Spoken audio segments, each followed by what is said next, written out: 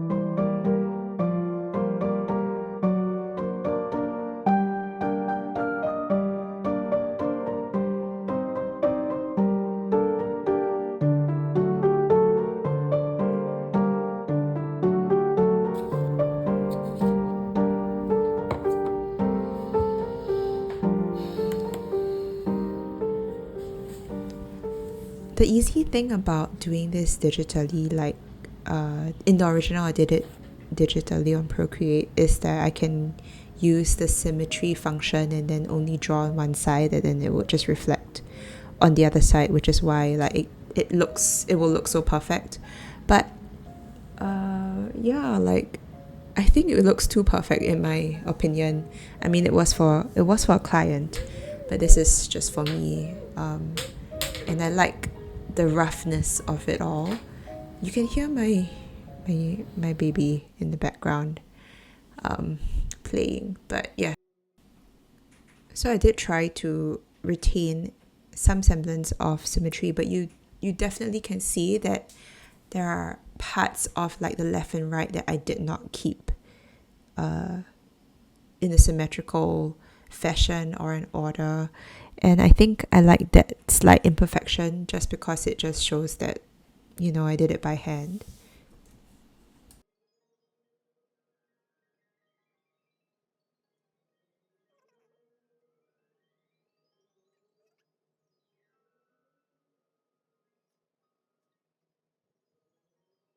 Oh, yeah, Mama's doing work, okay?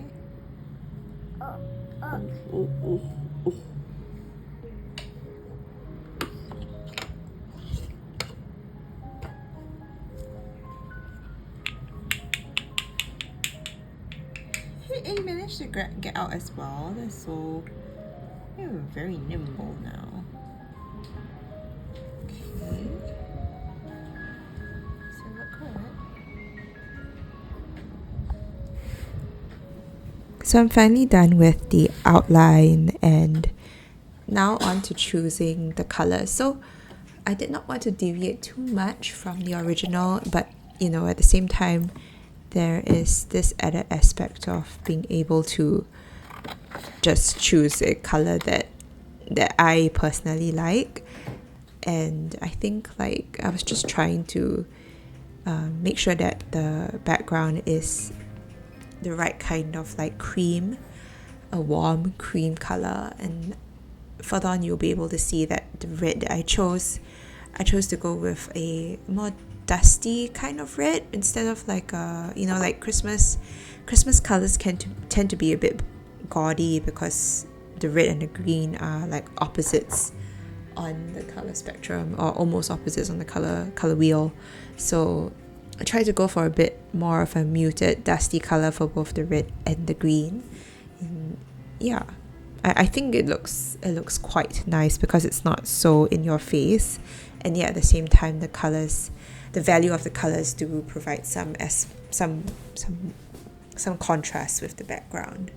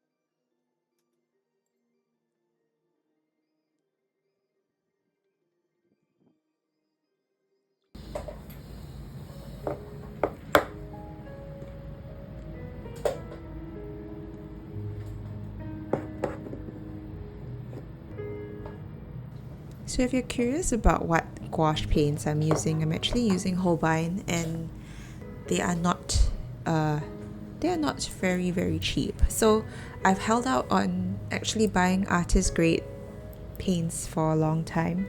But it's funny because like I do this for a living, so I really just went for it, and I splurged on the I think it's a limited edition gouache set, which is like the spring, summer, autumn, winter set.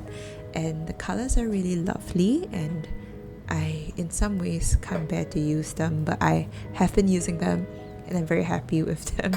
And it's so funny because I've always, like, I've had gouache paints before, but I always found them really, just really, like, the colors really seem very muted or very dark, and somehow these sets just helped me to fall in love with them as a medium, because I'm actually more used to using watercolor.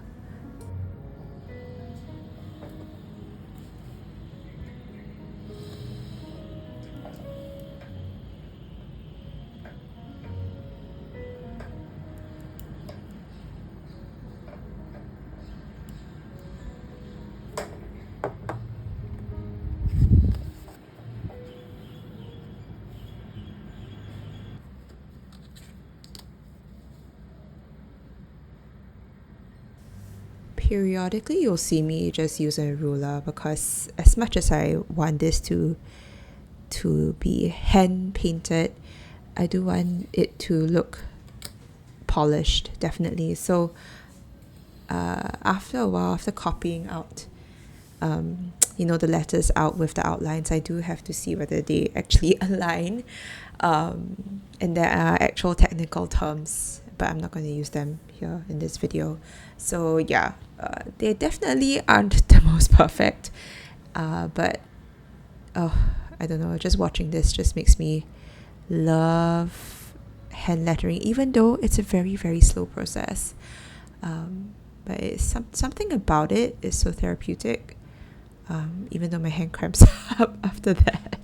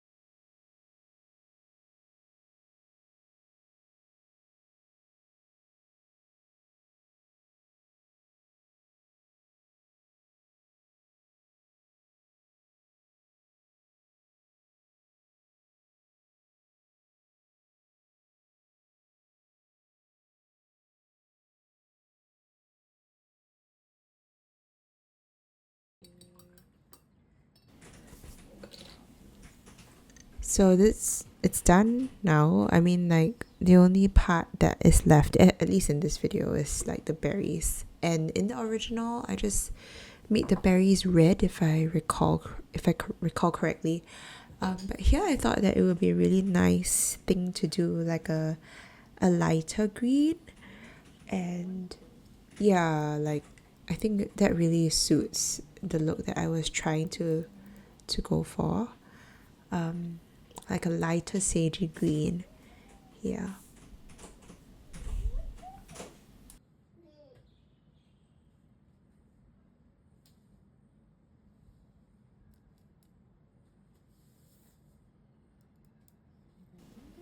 So actually you could see me squeeze a little bit more of the ochre color and use the remnants of like the white and the greens, just so that I would get the right kind of sage.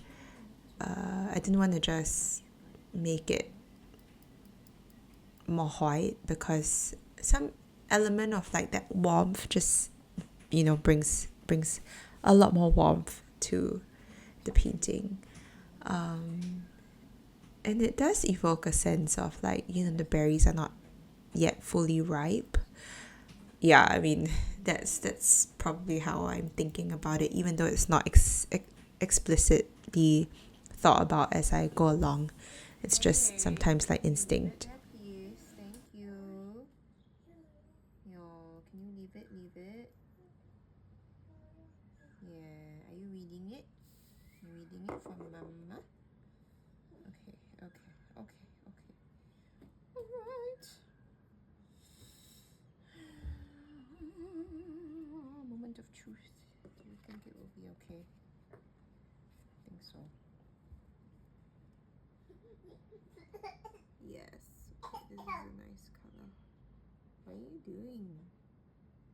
Should I switch up to a small brush? Do I have a small brush? Yes, I do. Should I just... Oh, this is tiny.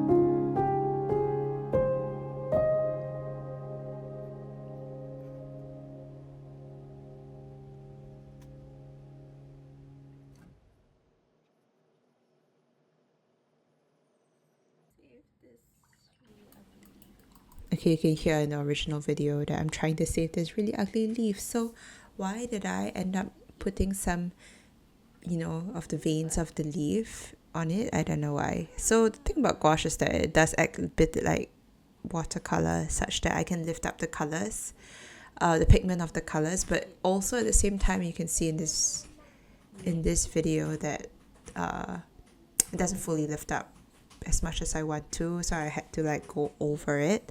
And this is the part where like traditional paintings, where you make mistake, you just make a mistake. Like, there is no way to fully cover it up, but it's okay. Like, this is where lessons are learned, and you know, like this whole video was, even though I based it on even though I based it on a piece that I've already done, there were a lot of aspects of it that I was doing for the first time, like just the whole process of using a light box, the process of using color pencil underneath the painting, because I would usually use a graphite pencil, and then like how do I get rid of the color pencil marks, because my soft eraser can't erase the color pencil marks. Yeah, so and you know, like just thinking more carefully about the colors and how it would complement each other, and how it would reflect, I guess, my own preferences, where I am in my art journey.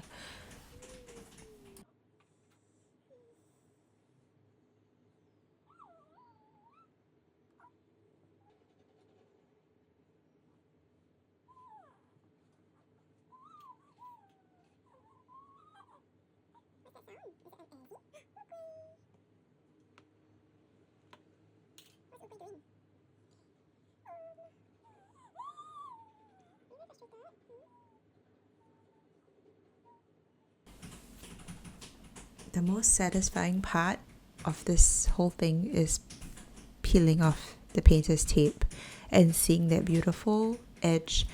Yeah, I didn't actually cut the paper beforehand, because I had to measure the paper, and then I just wanted to get ready and get started. So and I didn't film the painting of the border, because yeah, I just wanted to get this video out. And the border was it's kind of like a shot in the dark, because I didn't know how it would look like and whether I would like it. I think it's okay at this point, but it was an experiment, and yeah, like it was a border that I painted that sagey color, but in a very light wash, very much like a watercolor wash. And then what I did was, on like around it, I painted similar to what's in the main piece, like some branches, some foliage, and some berries here and there. And I think maybe that motif might be carried across all three. I say this with a sense of uncertainty, because I've done the main parts of like the other two paintings, but not the border. And yeah, I mean, you can tell borders are not something that I'm very, very used to, so we'll see how it goes. But yeah, I really hope that you enjoyed this process, that you enjoyed maybe just slowing down with me as I paint, hearing some of my thoughts and my thought processes. And I hope that you stay subscribed. If you know you're new to my work, that you would subscribe just to stay updated for the next two videos. And I hope you have a Merry Christmas.